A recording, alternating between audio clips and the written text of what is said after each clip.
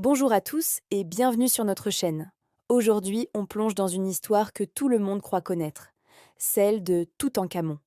Quand on dit Toutankhamon, vous pensez à ça, n'est-ce pas? De l'or, des bijoux, un trésor fabuleux découvert en 1922. C'est vrai, il y a tout ça. Mais le vrai trésor, le miracle de cette histoire, ce n'est pas l'or. C'est le fait que tout était là, presque parfaitement conservé. Et c'est ça, le vrai sujet de notre vidéo, la conservation. Car sans elle, le trésor le plus précieux du monde n'est rien de plus qu'un tas de poussière. Pour comprendre à quel point la découverte de la tombe de Toutankhamon est exceptionnelle, il faut se replonger dans le contexte. Nous sommes en Égypte, dans la vallée des rois. Cet endroit, c'est le cimetière des plus grands pharaons du Nouvel Empire. Pendant des siècles, on y a enterré les souverains avec des richesses inimaginables, destinées à les accompagner dans l'au-delà. Le problème, c'est que tout le monde était au courant de ces trésors. Résultat, presque toutes les tombes ont été pillées, et ce, dès l'Antiquité. Imaginez des gangs organisés, des pilleurs de tombes qui connaissaient les lieux, les pièges, et qui n'hésitaient pas à profaner les sépultures pour s'emparer de l'or. C'était une véritable industrie. Quand les archéologues des 19e et 20e siècles sont arrivés, ils ont souvent trouvé des tombes vides, saccagées, où il ne restait que des fragments. C'était la norme. On découvrait des sarcophages brisés, des murs fracturés, des momies démembrées. La déception était immense. C'est pour ça que la découverte d'Howard Carter le 4 novembre 1922 est un événement qui a changé l'histoire de l'égyptologie. Lui-même avait failli abandonner ses recherches après des années de fouilles infructueuses. Et puis, un jour, son équipe dégage une marche, puis une autre. Une porte apparaît avec des sceaux qui semblaient intacts. L'excitation était à son comble. Est-ce qu'ils avaient enfin trouvé une tombe inviolée? La réponse est presque. On sait aujourd'hui qu'elle a été visitée par des pilleurs au moins 2 fois peu après sa fermeture, mais ils ont été interrompus et n'ont volé que des objets mineurs. Les gardiens de la nécropole ont ensuite refermé et scellé la tombe, qui a été rapidement recouverte par les débris de la construction d'une autre tombe, celle de Ramsès VI, juste au-dessus. C'est ce qui l'a sauvée. Elle a été oubliée, cachée sous des tonnes de gravats pendant plus de 3000 ans. C'est un coup de chance monumental. Toutankhamon, un pharaon au règne assez court et finalement peu marquant politiquement, est devenu le pharaon le plus célèbre de l'histoire, simplement parce que sa dernière demeure nous est parvenue quasiment intacte. Quand Carter a enfin percé une petite ouverture dans la porte et a regardé à l'intérieur à la lueur d'une bougie, son mécène Lord Carnarvon lui a demandé « Voyez-vous quelque chose ?» La réponse de Carter est entrée dans la légende « Oui, des merveilles ». Et c'était un euphémisme. Des lits funéraires en or, des chars démontés, des statues, des coffres remplis d'objets. Plus de 5000 artefacts entassés dans un espace minuscule. Mais c'est là que le vrai travail a commencé, un travail beaucoup moins glamour que la découverte elle-même, l'inventaire et la conservation. Imaginez, vous ouvrez une boîte qui a été fermée pendant 3200 ans. 200 ans. L'air, la lumière, l'humidité de notre monde moderne se précipitent à l'intérieur.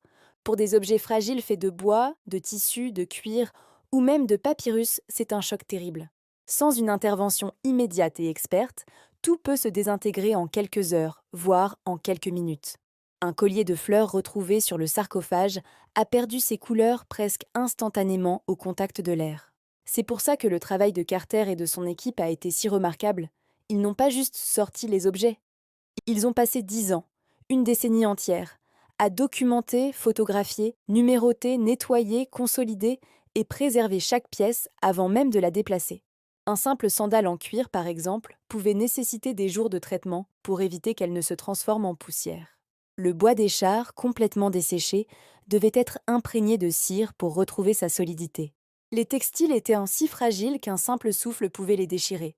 C'est un travail de patience, de méticulosité, une course contre la montre pour sauver ce patrimoine unique. Sans cet effort colossal de conservation, le trésor de Toutankhamon n'existerait plus aujourd'hui. On aurait des photos, des descriptions, mais les objets eux-mêmes auraient disparu. Le vrai trésor, ce n'est pas seulement l'objet, c'est l'information qu'il contient et sa préservation pour les générations futures. C'est le travail invisible des conservateurs, des scientifiques, qui permet à ces merveilles de continuer à nous raconter leur histoire. Maintenant, parlons de l'autre facette de l'histoire, la machine à mensonges. Peu après la découverte, une histoire bien plus spectaculaire que la patiente conservation des artefacts a commencé à faire le tour du monde, la malédiction du pharaon. L'idée? Tous ceux qui ont osé profaner la tombe de Toutankhamon étaient condamnés à une mort mystérieuse. Cette légende a explosé avec la mort de Lord Carnarvon, le financier de l'expédition, quelques mois après l'ouverture de la tombe, suite à une piqûre de moustique infectée. Les journaux de l'époque, en quête de sensationnel, se sont emparés de l'affaire. Chaque décès d'une personne vaguement liée à l'expédition était attribué à la malédiction. On a inventé des inscriptions menaçantes qui n'ont jamais existé sur la tombe. C'était l'ancêtre du buzz médiatique, une fake news avant l'heure. Pourquoi ça a si bien marché? Parce que c'est une histoire bien plus excitante qu'un long et minutieux travail scientifique.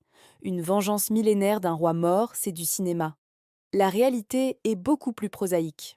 Une étude a montré que les personnes présentes à l'ouverture de la tombe ont vécu en moyenne jusqu'à 70 ans, ce qui est tout à fait normal pour l'époque. Howard Carter lui-même, le profanateur en chef, est mort 17 ans plus tard, à 64 ans, de cause naturelle. Pas de malédiction, juste une construction médiatique incroyablement efficace. Ce phénomène n'est pas unique à Toutankhamon. Pensez à toutes ces histoires de trésors maudits ou de découvertes archéologiques interdites qu'on voit fleurir sur Internet. Souvent, elles reposent sur le même principe, prendre un fait réel, comme une découverte archéologique, et y greffer une narration fantastique et angoissante. C'est plus simple, ça demande moins de réflexion et ça génère beaucoup plus de clics et d'attention que la vérité scientifique, qui est souvent complexe et nuancée. La malédiction de Toutankhamon est le parfait exemple de la façon dont le frisson et le sensationnalisme peuvent éclipser complètement la connaissance et la vérité historique. Alors, que faut-il retenir de tout ça? L'histoire de Toutankhamon nous enseigne une règle fondamentale, valable en archéologie comme dans la vie de tous les jours. La preuve doit toujours l'emporter sur le frisson. Le frisson de la malédiction est une histoire facile, captivante, mais vide. La preuve, c'est le travail patient des archéologues, des conservateurs, des historiens. C'est l'analyse minutieuse de plus de 5000 objets qui nous renseignent sur la vie quotidienne, les rituels funéraires, l'art et les techniques de l'Égypte ancienne. Le vrai trésor de Toutankhamon, ce n'est pas son masque d'or, aussi magnifique soit-il. C'est cette fenêtre unique et incroyablement bien préservée sur un monde disparu il y a plus de 3000 ans. C'est l'ensemble des connaissances que nous avons pu extraire de cette tombe grâce à la science et à la patience. La prochaine fois que vous entendrez une histoire de trésor maudit ou de découverte mystérieuse, posez-vous la question: qu'est-ce qui est le plus précieux? L'histoire qui fait peur et qui fait vendre, ou l'histoire qui nous apprend quelque chose sur notre passé commun? La réponse, vous la connaissez, le véritable or, c'est la connaissance. Merci d'avoir regardé cette vidéo jusqu'au bout. Si ce genre de contenu vous plaît, n'hésitez pas à vous abonner à la chaîne, à laisser un pouce bleu et à nous dire en commentaire quel autre grand mystère de l'histoire vous aimeriez qu'on décrypte. À très bientôt pour une nouvelle aventure.